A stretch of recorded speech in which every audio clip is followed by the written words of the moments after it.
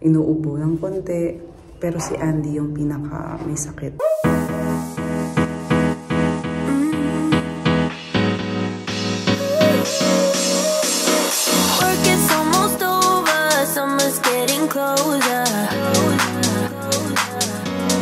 Hi mga Zoo! Good morning sa inyong lahat.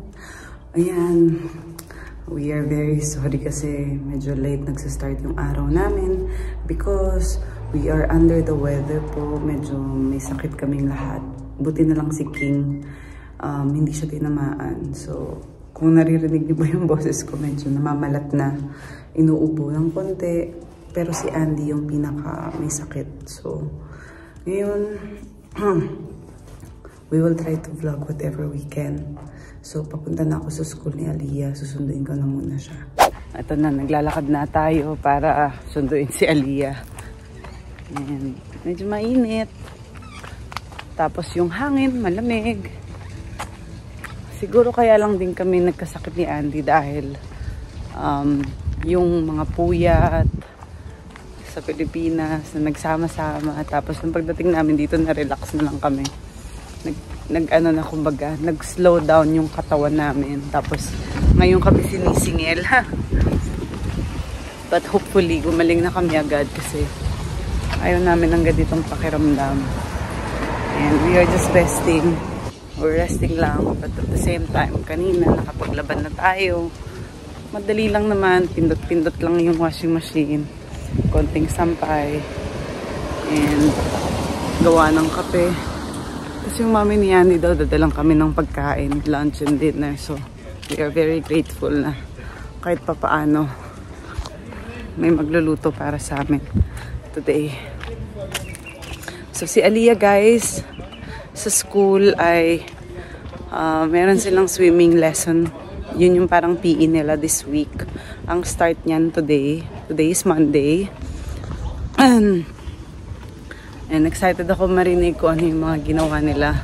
Kasi sobra siyang excited na makapag-swimming lesson. Sana hindi siya umiyak.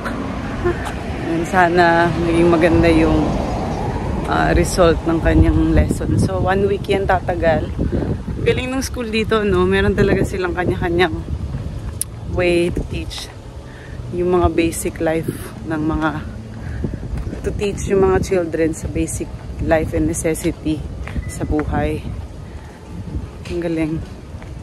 So, but then again, I will also encourage Aliyah na mag-swimming lesson siya on our own way. Kumbaga parang kung hindi siya matuto dito, kailangan namin siyang paturuan din sa iba. So, I'm here na in school. Mamaya na tayo magkwento ulit. Hi, Lele. Lele the swimmer. Huh? Are you Lele the swimmer? Hey!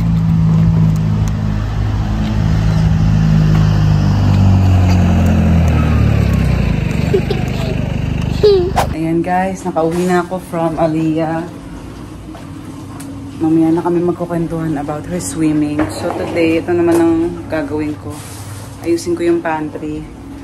And actually, nakapag-start na ako ng konti. Ayusin ko muna siya na ano ang matatapos ko. So ngayon, tinatanggal ko muna yung laman niya. After ko dito sa pantry, yung ref naman namin yung gagawin ko dahil syempre yung mga naiwan pa dyan before kami umalis. Baka may mga nasira na, diba? Dito din, I'm sure marami ng mga expired. Kaya kailangan na nating linisin.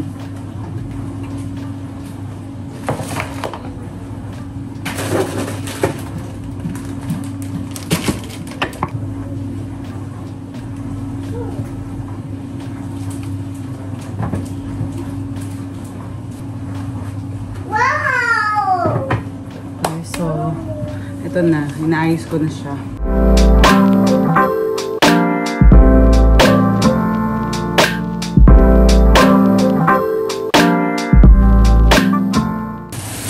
Dito yung mga basura.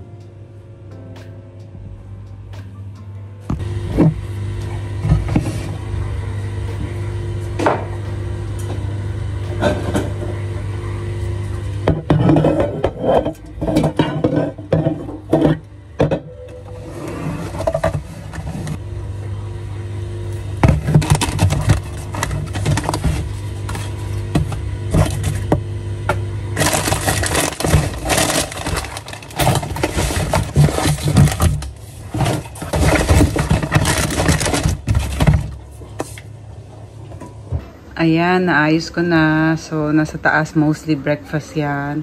And bread. Yan, nandiyan sa taas. Tapos dito, mga incans. Tapos yung mga sachets. Mostly. Tapos yung mga biscuits na kailangang lagay sa Tupperware. Tapos ito, more on naka-organize. Like, gulay, prutas, laurel. Ito yung mga open na. So, I just organize it. Yung mga nakapack na mga nakabukas na. Ilan lang yan. Mostly, ito na lang yung natirang snacks ng mga bata. Yung iba tinapon ko na kasi expired na. So, they can just pull and grab. Yan siya. Yun lang. Sobrang linis na. Next natin na yung fridge. Actually guys, malinis naman to bago ko umalis. So ito na lang yung mga lilinisin ko. Linis lang naman.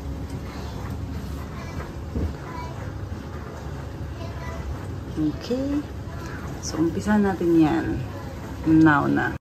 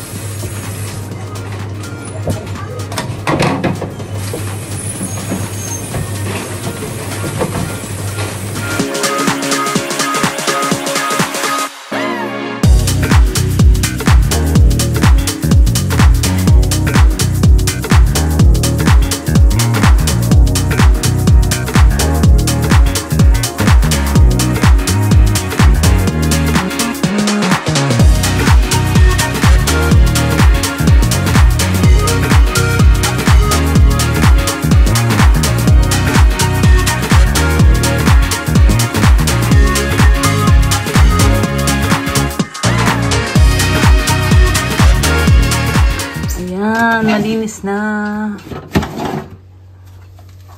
Wala na masyadong laman. Tinanggal ko na.